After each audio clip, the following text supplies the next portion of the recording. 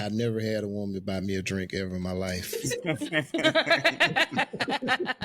I have a couple. I have a couple times, and I have a Oh, couple shoot. times, and I was very excited because it never happened before.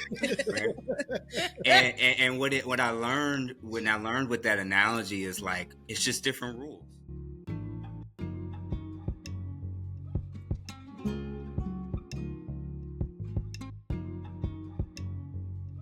All right, y'all, we back. We are back for part 2 Dose.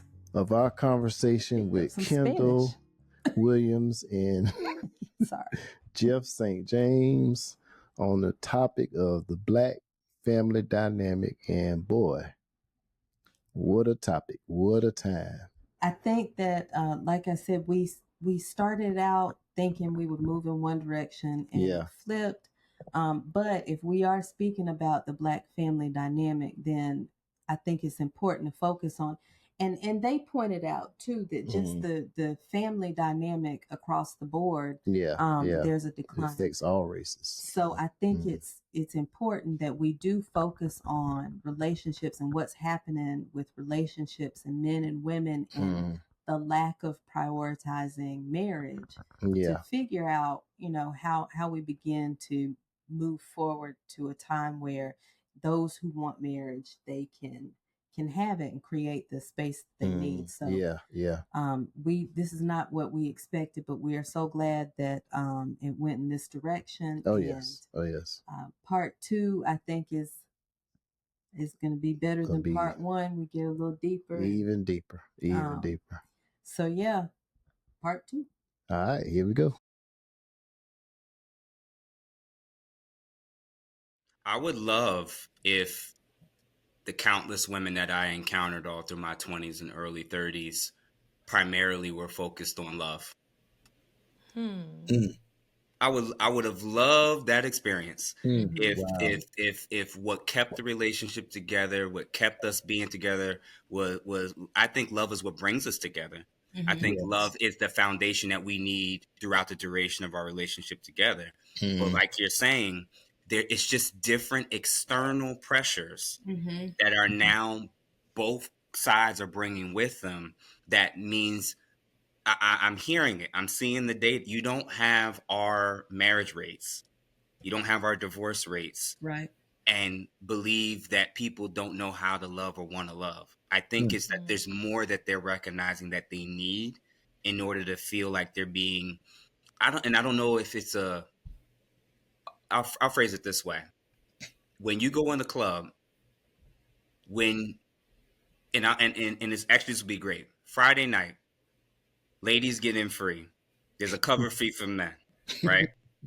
And then when you get inside, one group just gets to get potentially some free drinks, and the other group got to pay for their own drink and the drink of the other group, right?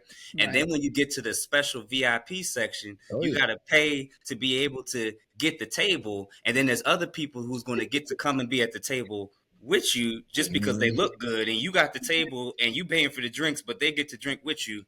That's marriage and relationships for how people see it. Yeah. Where a lot of what everybody's talking about that may not even cover the fee to get you past the door to get into the club to actually start entertaining seriously being able to look at potential suitors. That's where we're at. There's plenty of guys who make less than you. There's plenty of men who don't have degrees. There's plenty of men who are unemployed and going to love you and be faithful to the end of time. You're not even looking for them. They're not even going to be allowed to make it through the door. That's the reality of what it is. I never had a woman buy me a drink ever in my life. I have a couple times, and I have a couple times, and I was very excited because it never happened before. Right? And what I learned with that analogy is like it's just different rules. It's different rules. There's different requirements to get to different access of types of caliber of people. So the types of men who are open to marriage, can afford it, and have options, they're functionally in the VIP section. Yeah. And then there's other men who, because of how they look, how tall they are, what they do or don't make, we don't even get to the place to know what type of lover they could potentially be. Mm. Because you're saying no you're saying no when they're asking you out. You're not even opening up the DM once you looked at what their social media or dating app profile look like. Once you ask what do you do, and you hear and you're like, that don't sound like you doing nothing really going, I'm good. I have a friend who's in the process of trying to take his test to get into medical school. Younger guy, and he has the toughest time in the world when he's trying to deal with women in his late 20s, early 30s, when he's still trying to get into med school, and he's dealing with women who have been out of college for 5 and 8+ years, careers, own property, got stuff going on. He's trying to get into medical school, and he can't get any of them to commit to him seriously. What do you think's going to happen when he makes it in and is done? That's when they're gonna come around. Right, right. And for me, that's not cool. But that's not cool. And it goes back to that selfishness. Yes. Because Right. and the lack of self-awareness and that immaturity that I spoke on. Because why wouldn't I see his potential? Right. Right. My husband when we met, I worked in human resources. My husband was a warehouse manager, but he was a great guy. He was an amazing guy. Anytime I went out to the warehouse where I needed to get paper to have them bring it back into the office, or go out there to get names for different drives or recruiting, he was always there and attentive. And other guys were trying to holler at me too. But it was something about him. Number one, he wasn't pressed and thirsty. That's number one. Number two, it was always, what can I do for you? I didn't say, oh, this dude is just a warehouse dude and I work in human resources, so I can't. No. But I'm also a different type of woman. And I wasn't like, oh, I'm looking at his potential. I can mold him and make him, because that's not my responsibility. I accepted him for who he was, and we worked and built what we had. And I was established. I had real estate, my first real estate property as a single mom, now divorced. Like, he came into my life established. And I accepted him for who he was. So I think, again, that goes back to the society in which we're living in. If my husband were someone, and I knew he was going to be a doctor, you can honestly think that I'm going to be like, no, that I'm good. Right. He's shooting for something.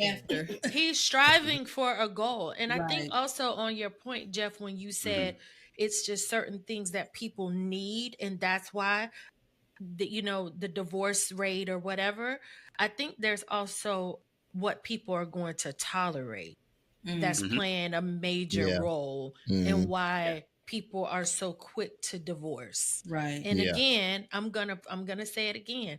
It comes with a level of maturity. And I'm not saying one generation is more mature than the other, because it could be a somebody in a boomer, Gen X, that's still immature. Because we know they still exist. But there's no way in hell that if I were one of those young women that your friend is talking about, that I would have been like, no, you just in doctors. I'd be like, go ahead on, boo. What we gonna do? I'm gonna work these student loans out on the end, because I know you're gonna have them, and I got them too. So, but how but again, that comes with a different type of woman. And there's a lot of women that are not built like women like myself and like Margaret. You know what I'm saying? It's all superficial. The look of it, not the feel of it. Right. Now, I will defend women of all ages with respect to this. We also crucify women that picked wrong. Hell yeah.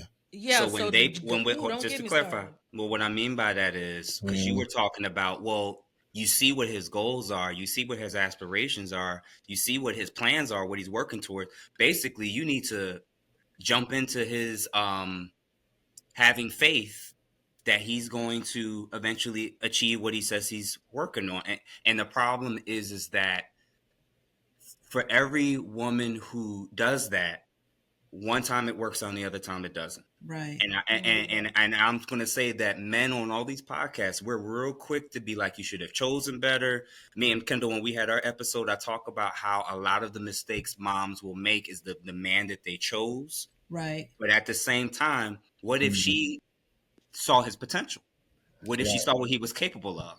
What if she saw? So what's happening now is the younger women are basically saying, listen, I have a decade worth of dating and relationships, and I have nothing to show for it now.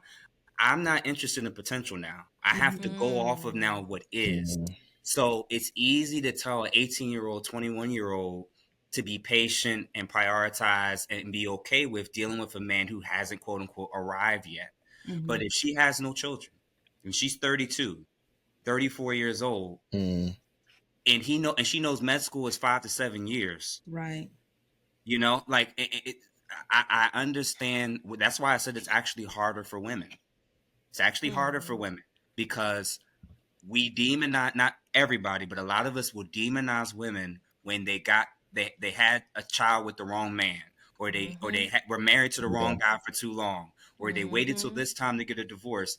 They got with him because they believed that he had good potential and he was going somewhere, and it didn't work out. So of course I would love for them to give every single guy that's working on something and hasn't arrived yet the opportunity.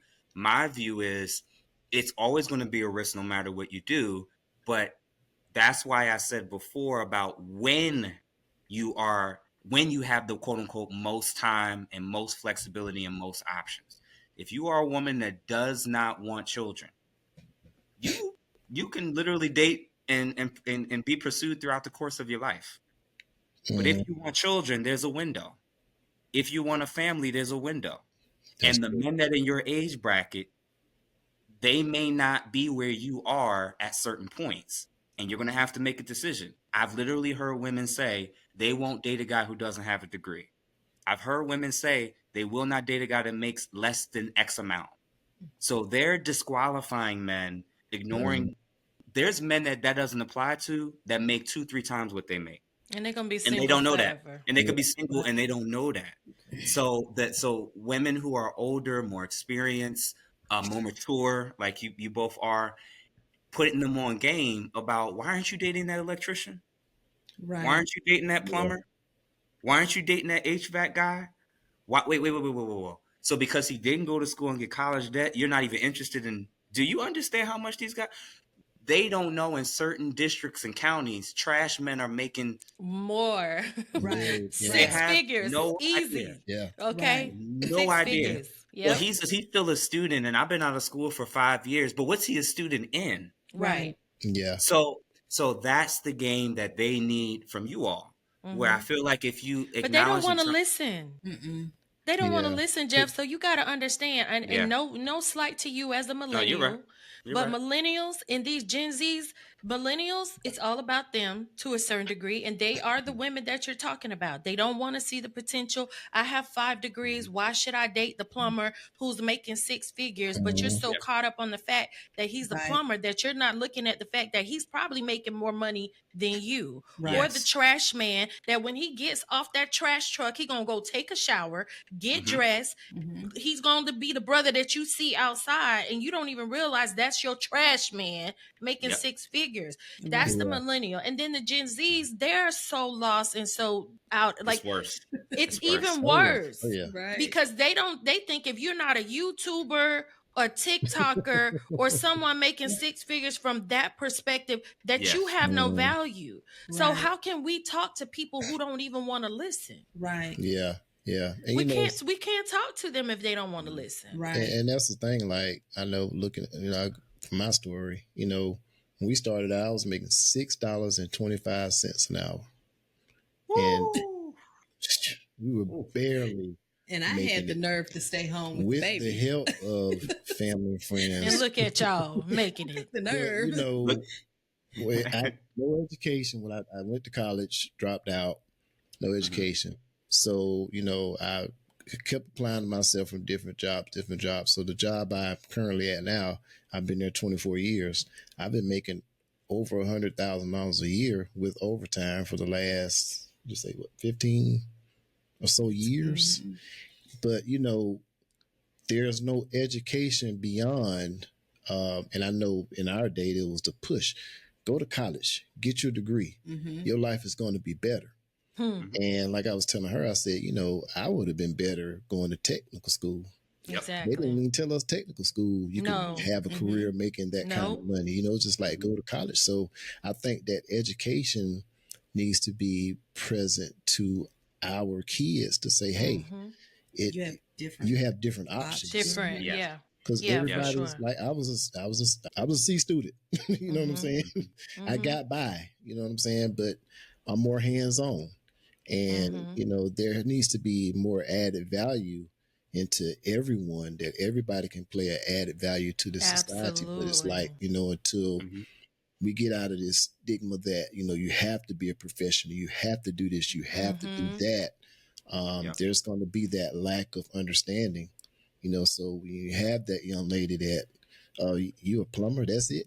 And she's sadly misguided. She's sadly misguided. $1,000 a year. Okay. You talk like I said, and alone that I have a bachelor's, a master's, and then an educational specialist, which means nothing outside of the world of education. And he's always made more than me. And I put us in 6-figure debt. Right. At no point did he say that's yours, not mine. So it was out. So I, that's what we don't see. Somebody mentioned grace. We don't see the ability to grant grace, to give your partner what they need at that time so that they can level up. And then once they get there, now it's your turn. We don't have a lot of that. We don't see a lot of that. We don't. And, yes, we raised the millennials and the Gen Z. However, you have to understand we didn't see it happen in the way that it happened. Yeah. We didn't get from our parents what we needed emotionally. Oh no. And so our big thing was, my kids had to have a safe place. They had to be able to express themselves. Because you're going to be a better parent than your parent was. Right. Oh, yes. And what we realized kind of in the midst of all of that was, yes, we want to validate your feelings and hear what you're feeling, but no, that doesn't mean that the grown-up is going to change their decision based on your feelings. Your ass still ain't going. And that, right. That part, Byron, right. Feel that way. However, thank you for sharing. And so that began that power struggle with us. And so, like you said, Kendall, now, we feel like we have a lot to contribute when it comes to marriage and how to work through things. But if you're not willing to open yourself up to it, it's nothing I can do for you. That part. I've talked, like for my husband and I, we are the oldest one in the group that we had, and they were all millennials, similar to yourself. Like, Jeff, you would be in that group of people that were in our group. And there's two things that happens. They see how my husband and I move, they admire it, but they're also jealous of it. So then the weirdness starts, right? Or you're trying to pick apart what we have when we're showing up as our most authentic selves, but we also seeing how y'all are navigating. I've also told some of the women, step out of the shadows. It's okay. And that doesn't mean that you're overstepping your boundaries as a wife, because what I'm not going to do, I'm going to always let my husband lead, but I ain't going to let you lead me into no brick wall. Right. If I see you going the wrong direction, we're going to have a conversation about it. But I would see these young women that were in our circle at the time, and I'd be like, it's okay for you to step out of the shadows. It's okay for you to say, babe, I know you're ready to go right now, but I'm having a good time. I want to hang out a little bit more. There's a way to say it, and there's a way to do things. But they didn't want to hear me. Then it became, oh, Kendall, you're too much. No, I'm just a grown woman. Right, right. I'm a grown woman, and you can learn a lot from me, but you sit in your insecurity, so it keeps you blinded from being able to get the tools and get the knowledge that you need from someone who's 52 years old, happily married for 18 years. My husband and I have been together for almost 22 years. And we ain't just existing. We're not just coexisting. We love each other. Like we both said earlier, we love each other. My husband downstairs right now waiting for me to come down them stairs so I can sit right next to him and do absolutely nothing. Right. You know what I'm saying? When we go out separate, we're texting each other like, damn, I wish you were here, or babe, I'm going to bring you back here, or I miss you. My husband's like, man, dudes be wanting to hang out, and I don't like dudes like that.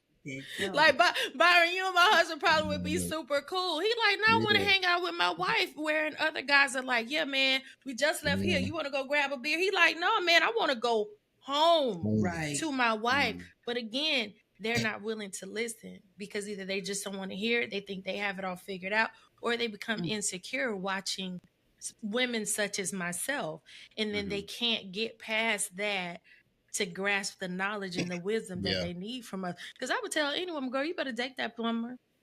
Right. Mm-hmm. Right. Because like you said, Byron, you started out where you were. Like I said, I was in human resources. I was on the corporate side. My husband is aware. Now my husband's an Apple infrastructure engineer for a large food service company. One of the largest ones in the world.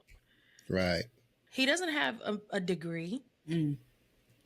This was all him. Right. And me standing beside him saying, baby, you could do it. You My husband used to tell people, don't let her do your resume because you're going to be the president of that company.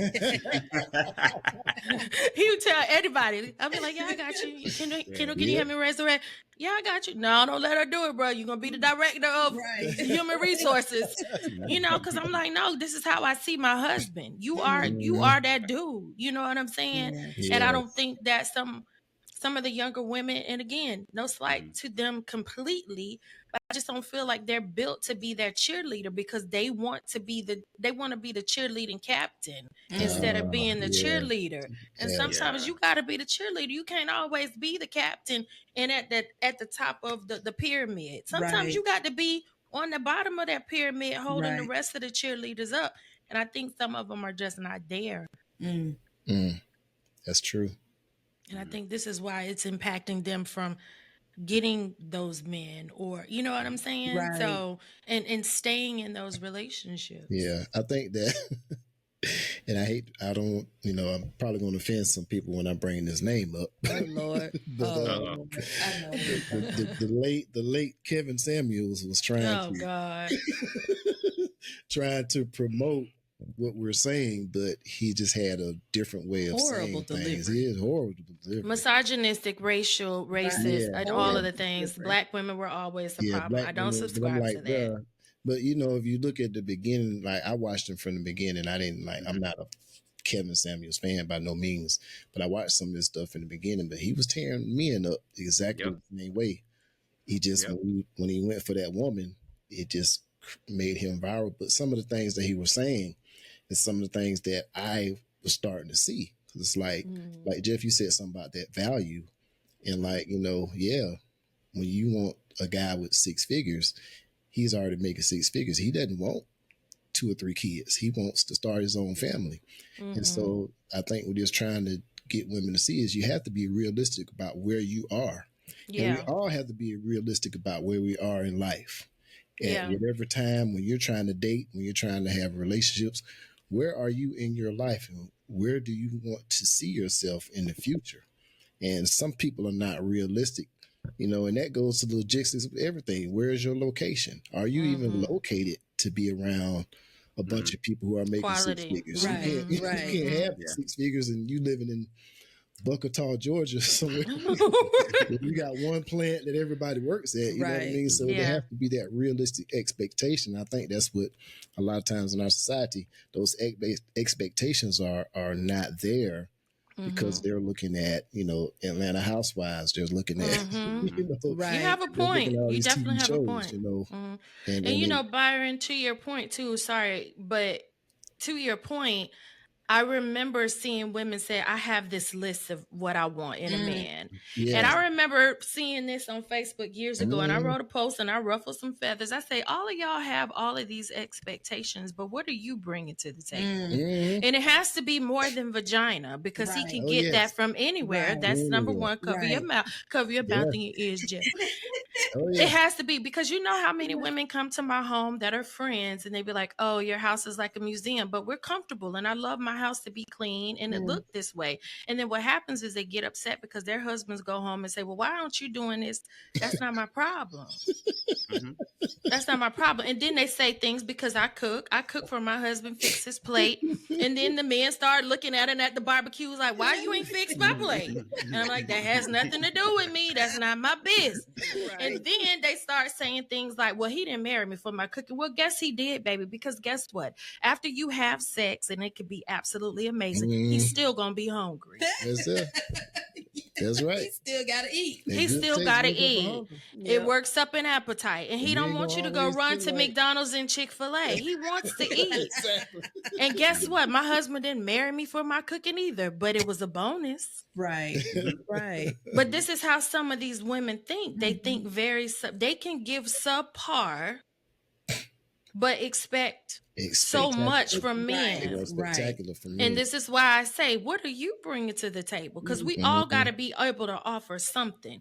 You may not be able to be the full table, but you can't expect for a man to bring in the whole table and you just pushing up a chair and you think that's good enough. Right. Yeah. Right. So, well, outside of vagina, nah. I will say, and all three of you hit on something that I've been thinking about for a while, because it's a very, very, me and my wife was just having this conversation this week about the whole table discussion and why is it so triggering. And I told her that generationally, talking about why women get triggered by that question, part of it is because they are made to realize how little they had to think about what the man they want might want. They didn't. They have this laundry list of what their expectations are, what they want, and the problem is the guy that checks off more and more of most women's list, he also has criteria. Yes.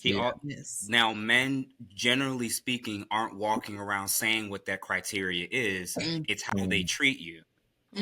Yes. That dictates it. So, for an example, why was when he was with so and so, he wasted all her years and this and that. He never got with her, and then the next one, he got with her and married her in like 6 months. Yeah.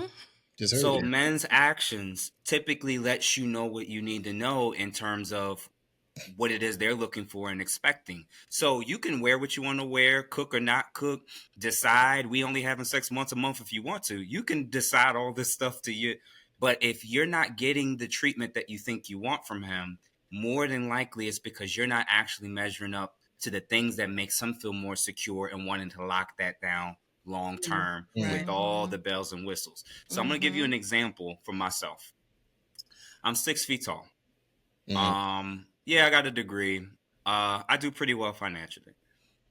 Not famous, not a model, not some professional athlete. I'm considered a normal guy.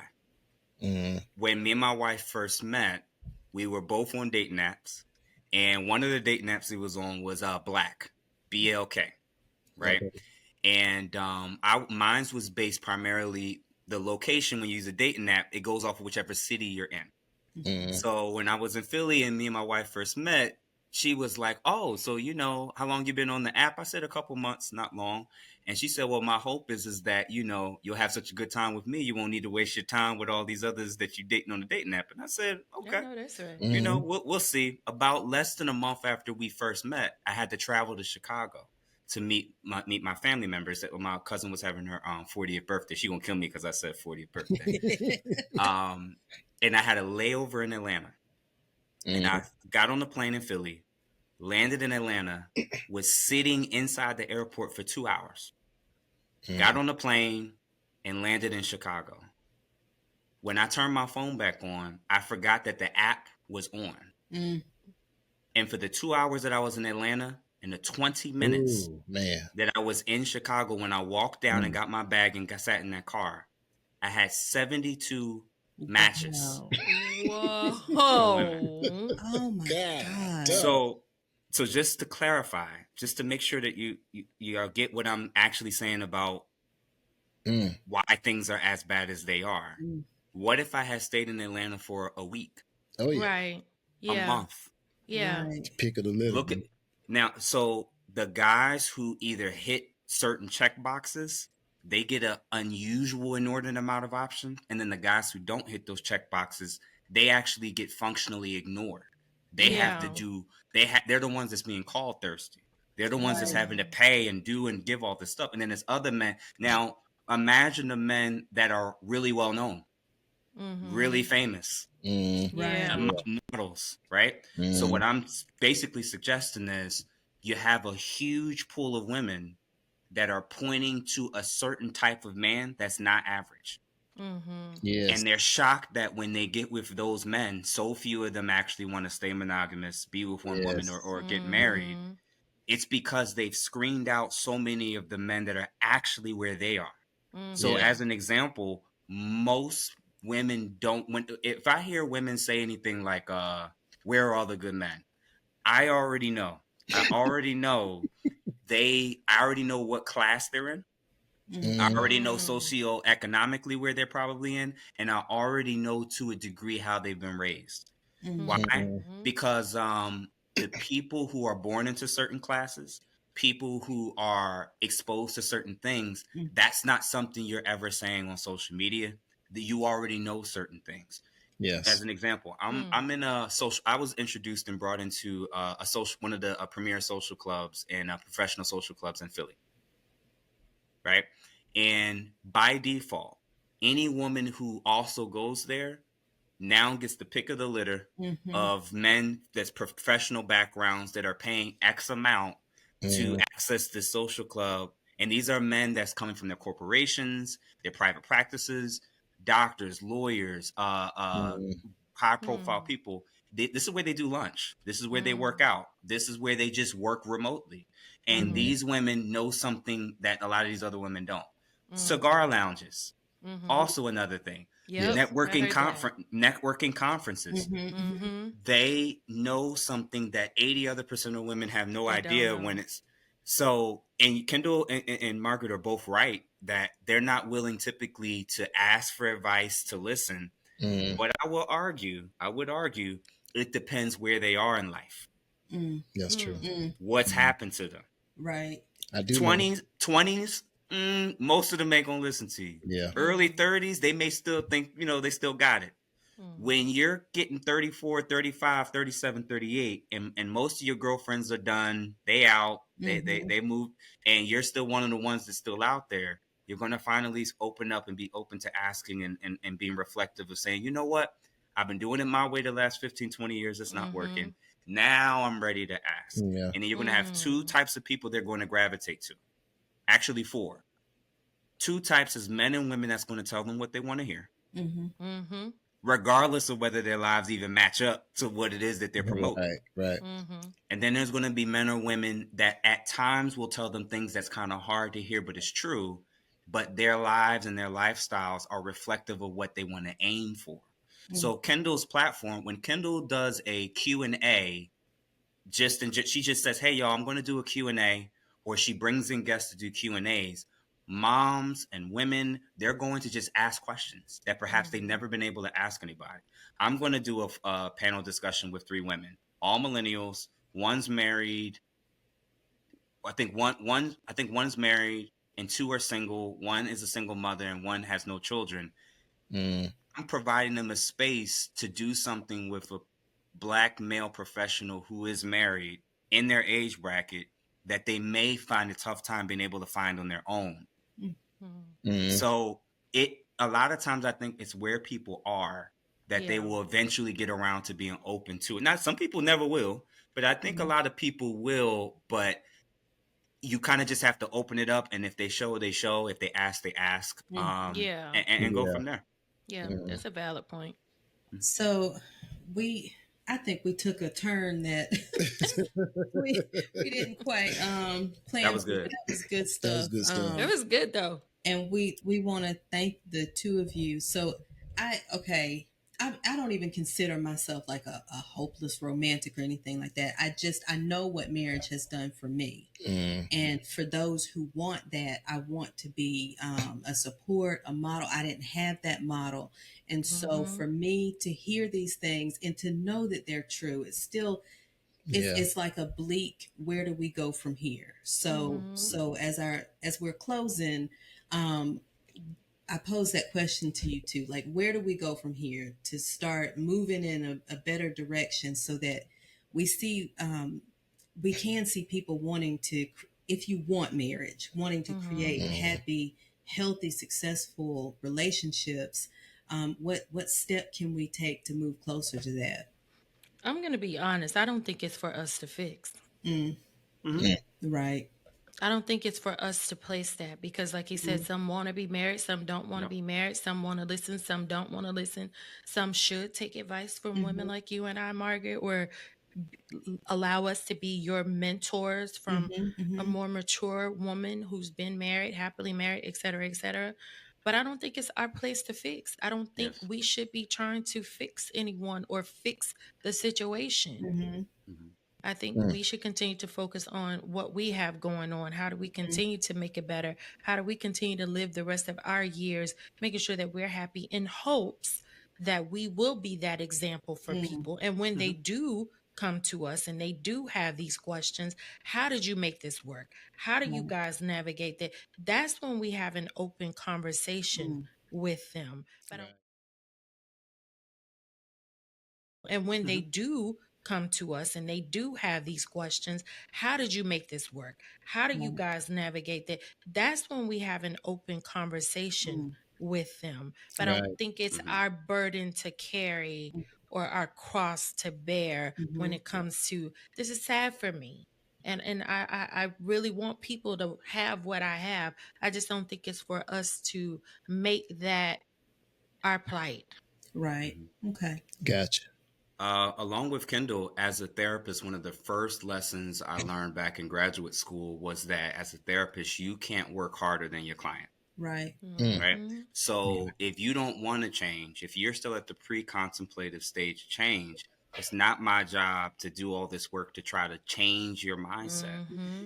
When me and Kendall met on our episode, when you're an adult, you can point, yes, you're not responsible for what happened to you as a child, but you are responsible as an adult for how you choose to heal and respond and grow. Yes, you're not responsible for what happened to you as a child, but you are responsible as an adult for how you choose to heal and respond and grow. It doesn't actually matter what's happened in your previous relationships through the lens of what you want to do going forward. You have to decide that you want better, you want to do better, you want to experience better. Yeah. Right. And what I've learned is I'll direct it to women, then men, then us collectively.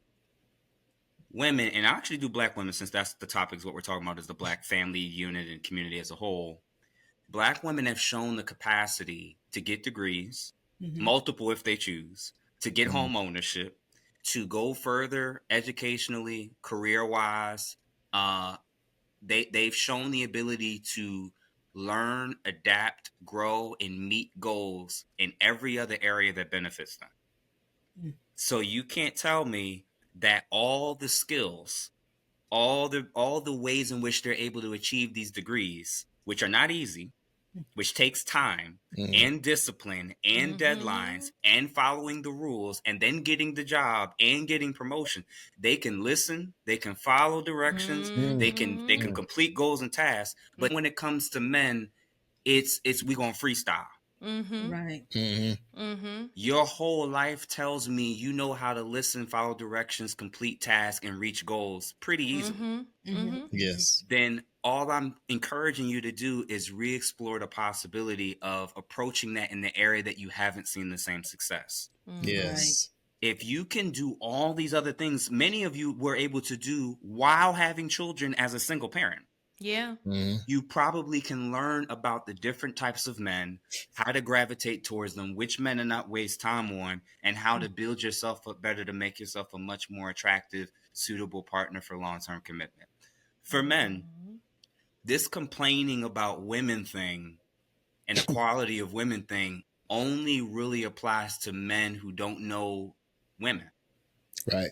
Who don't actually have access to women and understand women to the degree where they can actually have success with women. It's only men who are getting rejected and constantly denied, constantly getting used and abused, who are complaining about women. Exactly. I'm like, or not ready to come to that level. Right. Yeah. And the reality is the same rules apply to you. You don't get to make your own rules. You don't get, if the rules are, this is the degree and license you need before you could say you're a licensed psychologist. You don't get to say that you're now a doctor so-and-so and you ain't even start medical school. You don't get to do that. So when it comes to women, there's also a criteria of what a percentage of them tends to like, tends to respect, and tends to respond favorably to. If you don't exhibit and show those things, and you're not willing to deal with, be mentored by, and work alongside the men that are doing it and can show you, well, you're going to keep bumping your head. Or you're going to have to fly abroad and hope for the best and hope you don't get used when you get out there. Right? Because, and what you're going to learn is just because they come off as nicer or more feminine in some of these other countries, don't mean they don't want the same thing at the end of the day. And don't mean they won't have the same attitude either. Potentially. Right. So my lens is you might as well learn with the women that you grew up around how to figure this out. And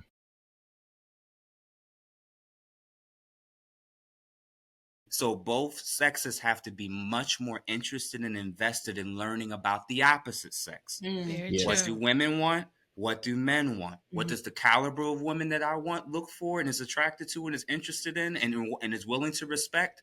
And what's the version of me that I won't be able to access that from her? The type of man that you claim to want. Let's start with this for women to make it easier. When Byron said, well, do they even know where they measure up? Well, let's make it plain and simple. If you are 30 plus years old as a woman and you're moderately to very attractive and you've been in unsuccessful situations or situationships or you've never been proposed to, chances are maybe it's not your beauty. That's right. Maybe when it comes to act beyond just wanting to have sex with you, maybe it's something beyond how you do your makeup and what getting a boob job. Right. Maybe it's a little bit more than just the external aesthetics, because what you don't know is the guys that don't have options will accept you regardless of the bad and immaturity and the negative things that comes with you. Yes. But the men that know that they can replace you, they'll do one of two options. They will only have sex with you, or they'll only play games with you and string you along until they find what they really want long term. That's actually what it is. Right. Exactly. So if there's guys, if there's guys that are myself who can get 60, 70, 80 women in a span of 2.5 hours to be interested in them, what do you think we're going to do if we're with you and we see you want to have sex with us, but we know you aren't a great mother, you can never be a great mother, a great wife? Right. If I'm straight and I'm sexually attracted to you, we probably gonna have sex a couple times, and that'll be the end of it. Yeah. So you gotta be willing to legitimately put yourself in spaces where, you know what, this is a goal. I have to learn the skills. I have to learn the traits. I have to self-improve. And if I was able to do it well on my own, I would have figured it out by now. Right. Yes. So if you're humble enough with that, gravitate towards the men that are older, wiser, or have the body of work to show that they may know a little bit more than the average man about what women want and don't like. And then gravitate towards the women specifically who have a healed perspective of men, whether they are divorced, whether they are in a relationship, or whether they are married. Because there are women who are married who have bitter views of men. There are women who are divorced who have healed views of men. There are women who have a great co-parenting relationship, and there's women who have no kids and hate men. So focus on the women that are mature, that have a healed perspective of the opposite sex, as well as with men. What you'll learn is it doesn't always matter whether they married or not. It's do they have a healed perspective of the opposite sex? And if you do that, you increase your chances significantly to be like, you know what? I can check off that I'm a business owner. I can check off I got this degree. I can check off I got a career. And I can check off that I become the version of myself that's able to recognize, identify, and respond well to a man or woman who is what I believe I deserve and I'm looking for, and believe I can give them what they're looking for. Right. All right. I knew this shit was gonna be fire. Byron, where was I okay? You was the hell on. That was so good.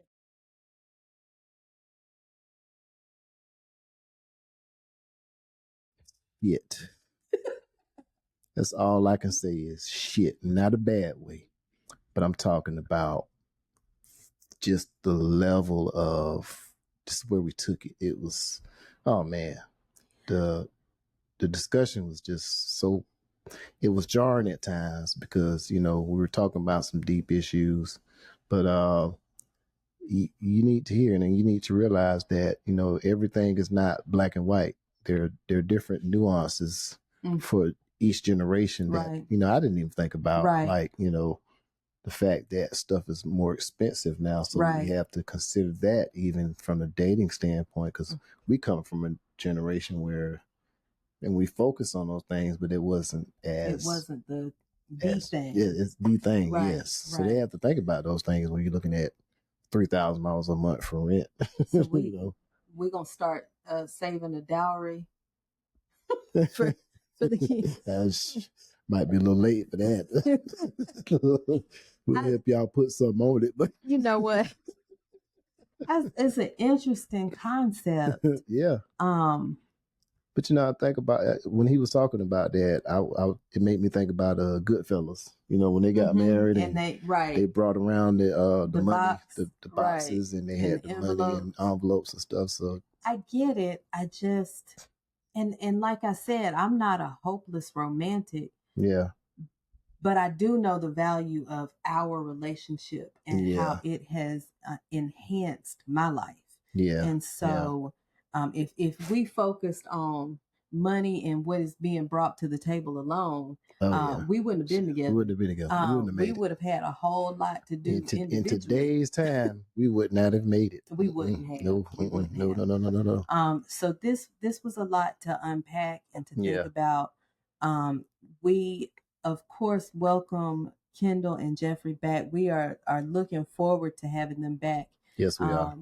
Because I think we opened more doors than we closed. Yes, we did. And I think it's important that these conversations are presented so that people can see the different perspectives and the different thought processes that people are dealing with. So I'm so thankful for Kendall and Jeff for joining us. Yes. Like I said, we are going to work very hard to bring them back because this was a good conversation that needed to be had. Definitely need to be had. And, just from the standpoint of looking at things from our perspective. And like you said, when our daughter said that, she would never find us in a relationship and never even thought beyond what she was, never thought about the grand scheme of what she was saying. Right. Right. So that's definitely makes me look at that from a different perspective. Yep. All right. Well, we're going to bring them back, y'all. Another episode, but until next time, we will holla at y'all.